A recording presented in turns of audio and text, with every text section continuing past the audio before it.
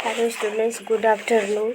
आज हम बात करेंगे 11 फरवरी के करंट अफेयर का, जो कि स्पेशली सुपर टेट के लिए है और सारे वनडे एग्जाम के लिए है। तो आज का पहला करंट अफेयर है कि भारत की सबसे कम उम्र की महिला पायलट कौन बनी है। भारत की सबसे कम उम्र की महिला पायलट कौन बनी है? भावना कंठ, अवनी चतुर्वेदी, शिवानी सिंह, आयशा अजीज। तो भारत की सबसे कम उम्र की महिला पायलट बनी है आयशा अजीज। यह 25 वर्षीय कश्मीरी महिला है जो भारत की सबसे कम उम्र की महिला पायलट है। इन्होंने वर्ष 2011 में 15 वर्ष की आयु में लाइसेंस प्राप्त करने वाली सबसे कम उम्र की छात्र पायलट है। अगले वर्ष इन्होंने रूस के सोकोल एयरबेस में MiG-29 जेट उड़ाने के लिए प्रशिक्षण प्राप्त किया। उसके बाद उन्होंने Bombay flying club BFC Bombay flying club से विमानन में स्नातक किया और 2017 में एक वाणिज्यिक लाइसेंस प्राप्त किया।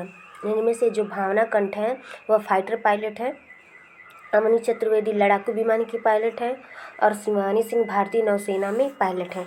तो भारत की सबसे कम उम्र की महिला पायलट बनी है आयशा अजीज, जो कि कश्मीर की महिला हैं। नेक्स्ट है आपका कि यूनानी दिवस कब मनाया जाता है। यूनानी दिवस कब मनाया जाता है? 10 फरवरी, 6 फरवरी, 4 फरवरी, 11 फरवरी। तो आपका यूनानी दिवस मनाया जाता है 11 फरवरी को। हर साल 11 फरवरी को यूनानी दिवस मनाया जाता है। इस दिन हर साल प्रसिद्ध यूनानी विद्वान और समाज सुधारक हकीम अजमल खान की जयंती के रूप में मनाया जाता है। पहला यूनानी दिवस 2017 में केंद्रीय अनुसंधान संस्था यूनानी चिकित्सा हैदराबाद में मनाया गया था।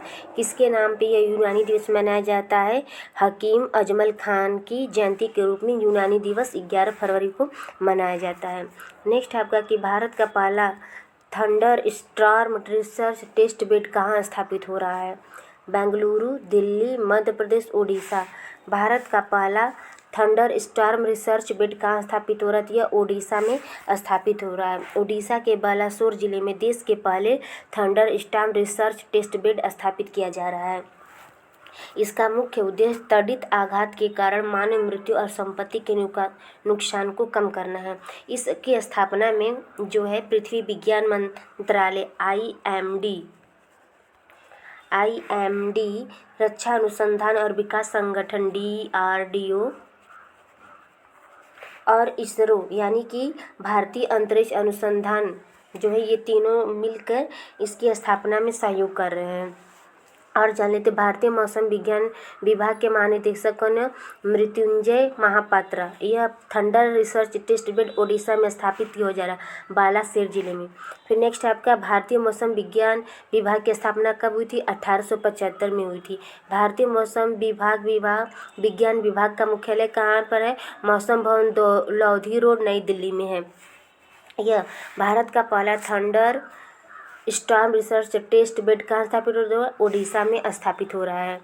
नेक्स्ट है आपका मुख्यमंत्री विज्ञान प्रतिभा परीक्षा योजना किस राज्य ने मंजूरी दी है? मुख्यमंत्री विज्ञान प्रतिभा परीक्षा योजना को किस राज्य ने मंजूरी दी है? तो दिल्ली, उत्तर प्रदेश, मध्य प्रदेश, केरल।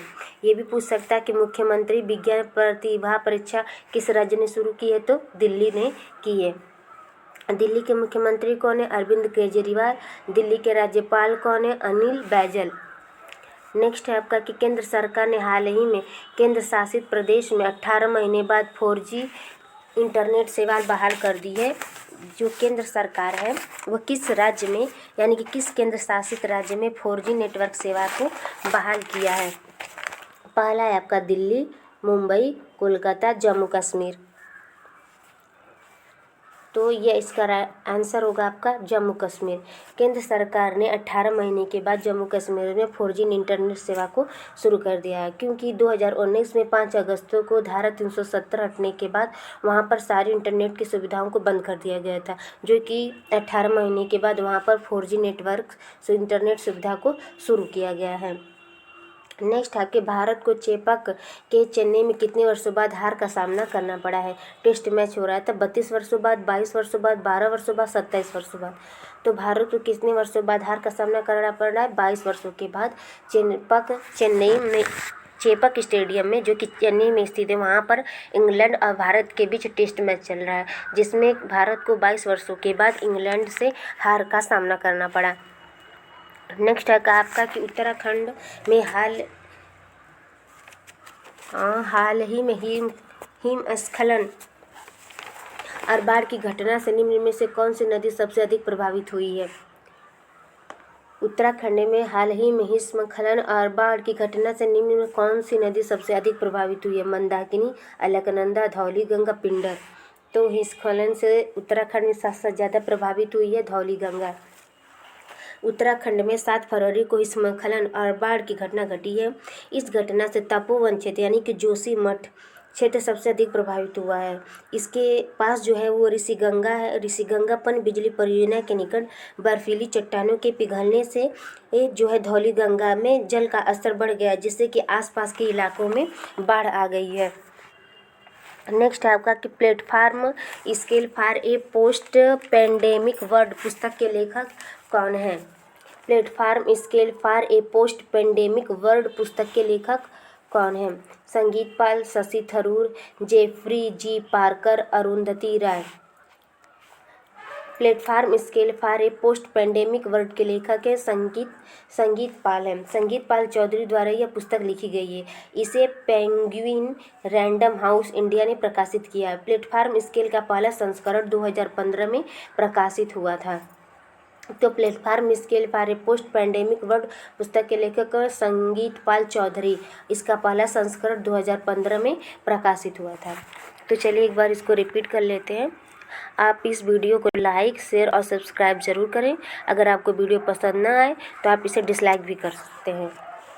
तो आपका पहला करंट है कि भारत की सबसे कम उम्र की महिला पायलट कौन है? आयशा अजीज हैं, जो कि कश्मीरी महिला हैं।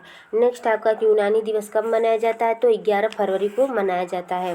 पहला यूनानी दिवस कब मनाया जाएगा? तो 2017 में हैदराबाद में मनाया गया था। नेक्स्ट आपका भारत का पहला thunderstorm research test bed कहाँ स्थापित हो रहा है? तो ओडिशा में स्थापित हो रहा है, बालासिर जिले में। नेक्स्ट आपका कि मुख्यमंत्री प्रतिभा परीक्षा योजना किस राज्य ने शुरू की है? तो दिल्ली राज्य ने शुरू की है।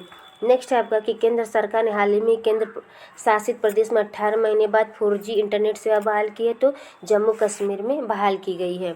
नेक्स्ट है कि भारत को चेन्नई में कितने वर्षों बाद हार का सामना करना पड़ा है? तो 22 वर्षों बाद सामना करना पड़ा है। नेक्स्ट है उत्तराखंड में हाल ही की हिमस्खलन और बाढ़ की घटना निम्न में से कौन सी नदी सबसे अधिक प्रभावित हुई? तो धौली गंगा। नेक्स्ट है आपका कि platform scale for a post pandemic world पुस्तक के लेखक कौन है? संगीत पाल चौधरी। तो आप वीडियो को लाइक, शेयर और सब्सक्राइब जरूर करें। Thanks for watching.